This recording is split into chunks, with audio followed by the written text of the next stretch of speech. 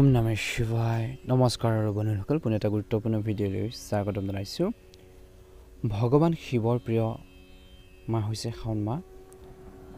বিশেষকৈ এই শাওণ মাহৰ শেষৰ সোমবাৰটোত আপোনালোকে কি কৰিব? অৱশ্যে তাৰ আগতে শাওণ মাহৰ শেষৰ সোমবাৰটোত বিশেষকৈ আপোনালোকে কি কৰিব? 2025 চনৰ বিশেষকৈ 4 আগষ্ট তাৰিখ অৰ্থাৎ সোমবাৰে বিশেষকৈ শাওণ মাহৰ অন্তিম সোমবাৰ, যিহেতু ইয়াৰ শাওণ মাহৰ অন্তিম সোমবাৰ, সেয়ে আপোনালোকে পূজা, আপোনালোকে দান দক্ষিণা, ভজন কীৰ্তন বা জলাভিষেকৰ বিশেষ গুৰুত্ব দিয়া হয়, গুৰুত্ব বুলি ধৰা হয়। বিশেষকৈ ইয়াৰ প্ৰভাৱৰ দ্বাৰা এজন ব্যক্তিয়ে আকাংক্ষিত ফল লাভ কৰিব পাৰে। শাওণ মাহৰ সোমবাৰৰ বিশেষকৈ এদিনা বিশেষকৈ শিৱৰ মহিমাৰ কথাও শাস্ত্ৰত আপোনালোকৰ উল্লেখ আছে। বিশেষকৈ এই দিনটোত যদি সঁচা অনুভূতিৰে সঁচাৰ অন্তৰে শুদ্ধ মনেৰে শিৱলিংগত বেলপাত আগবঢ়ায়, তেন্তে ভগৱান মহাদেৱ অতি সোনকালে সন্তুষ্ট হয়। ইয়াৰ বাহিৰেও কৈছে যে যদি শিৱলিংগত গাখীৰ আগবঢ়ায়, বিশেষকৈ নিশ্চয়কৈ সেই ব্যক্তিজনে মানসিক শান্তি পোৱাৰ লগতে ঘৰখনতো সুখ সমৃদ্ধি বৃদ্ধি পায় বুলি বিশ্বাস কৰা হয়। এই সময়খিনিত ভগৱান অতি সোনকালে সন্তুষ্ট হয়। ইয়াৰ বাহিৰেও কৈছে যে গাখীৰ আগবঢ়াই মানসিক শান্তি পোৱাৰ সম্ভাৱনাৰ বৃদ্ধি পায় বুলি কৈছে, শান্তি পোৱাৰ সম্ভাৱনাৰ বৃদ্ধি পায়। অৱশ্যে পূজা সদায় সম্পূৰ্ণ পদ্ধতিৰে কৰিব লাগে, ই অতি শুভ বুলি কৈছে। এনে পৰিস্থিতিত শাওণৰ সোমবাৰৰ দিনাখন আপোনালোকে কেনেধৰণৰ বিশেষকৈ পদ্ধতিৰে মহাদেৱক পূজা কৰিব বা কি আপোনালোকে নীতি নিয়ম আপোনালোকে পালন কৰিব, সকলোখিনি তথ্য আপোনালোকে এই ভিডিঅ'টোৰ জৰিয়তে জানিব পাৰিব। যদিহে নতুনকৈ চাইছে আমাৰ চেনেলটো ছাবস্ক্ৰাইব কৰি দিব। শাওণ মাহৰ শেষৰ সোমবাৰৰ দিনা ৰাতিপুৱা সোনকালে উঠি আপোনালোকে স্নান কৰিব, গা ধুব।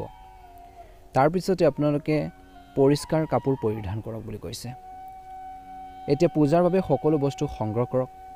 ইয়াৰ পিছত গংগাজল, গাখীৰ, ঘিউ, মৌ আৰু চেনি শিৱলিংগত অভিষেক কৰক। তাৰপিছত বিশেষকৈ বেলপাত মহাদেৱক অৰ্পণ কৰক। শিৱলিংগত ধতুৰা আপোনালোকে শমী ফুল অৰ্পণ কৰি ওম নমঃ শিৱায় আপোনালোকে মন্ত্ৰটো জপ কৰিলেও এটা ভাল প্ৰতিফলন দেখিব বুলি কৈছে। শিৱ চালিচা আপোনালোকে পাঠ কৰি আপোনালোকে যদি এই দিনটোত পূজা কৰেও নিশ্চয়কৈ ভাল প্ৰতিফলন দেখিব বুলি কৈছে। আৰ্তজনক বিশেষকৈ এই সোমবাৰৰ দিনটোত বগা বস্তু দান কৰক বুলি কৈছে। আৰু কিছুমান আপোনালোকে বিশেষকৈ কিছু নিয়ম বা কথা জনাব বিচাৰিছোঁ। 1 নম্বৰটো হৈছে, যদি কোনো ব্যক্তি ৰাশিফলত চন্দ্ৰৰ দুৰ্বল অৱস্থাত আছে, তেন্তে শাওণৰ শেষৰ সোমবাৰে চন্দ্ৰ সম্পৰ্কীয় বস্তু যেনে চাউল, গাখীৰ, দৈ, চেনি, বগা কাপোৰ কোনো আৰ্তজনক দান কৰিব লাগে বুলি কৈছে। এনে কৰিলে ৰাশিফলত চন্দ্ৰৰ যি অৱস্থান শক্তিশালী হ'ব আৰু লগতে মানসিক চাপৰ পৰাও সকাহ পাব বুলি কৈছে। 2 নম্বৰতে হৈছে, ইচ্ছা কৰিলে এই শাওণ মাহৰ শেষৰ সোমবাৰে বিশেষকৈ ৰূপৰ লগত জড়িত সামগ্ৰী দান কৰিব পাৰে। এই বস্তু দান কৰিলে আপোনালোকৰ ৰাশিফলতো চন্দ্ৰৰ যি অৱস্থান শক্তিশালী হ'ব, লগতে জীৱনত সুখ আৰু সমৃদ্ধি আহে, লগতে ব্যক্তিজনে কামত সফলতা লাভ কৰে বুলি বিশ্বাস কৰা হৈছে।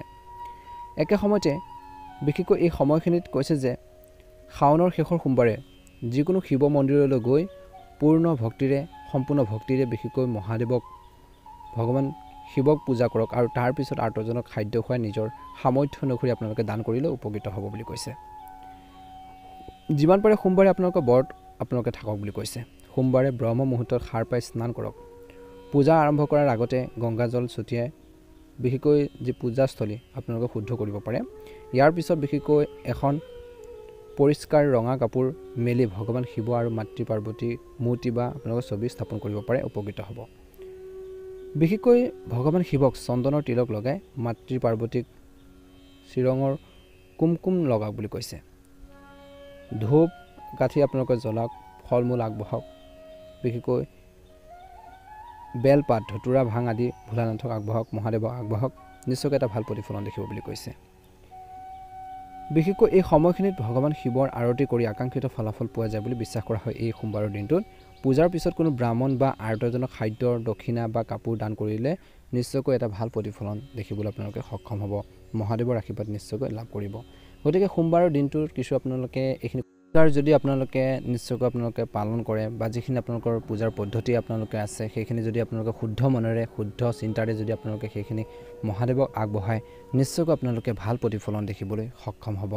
ভিডিঅ'টো কেনে পালে জনাব যদিহে নতুনকৈ চাই আছে আমাৰ চেনেলটো ছাবস্ক্ৰাইব কৰি দিব কিন্তু আপোনালোকে সকলোৱে কমেণ্ট বক্সত এবাৰ হ'লেও ওম নমঃ শিৱায় লিখি দিব আপোনালোকৰ সকলোৰে 2025 চনটো সুন্দৰভাৱে পাৰ হওক মহাদেৱৰ আশীৰ্বাদত আপোনালোকৰ যিখিনি আধৰুৱা কাম আছে সেইখিনি পূৰণ হওক ঘৰখনত সুখ সমৃদ্ধি বৃদ্ধি পাওক তাৰে কামনা কৰিছোঁ আপোনালোকৰ দিনটো ভালদৰে পাৰ হওক ওম নমঃ শিৱায় ওম নমঃ শিৱায় ওম নমঃ শিৱায়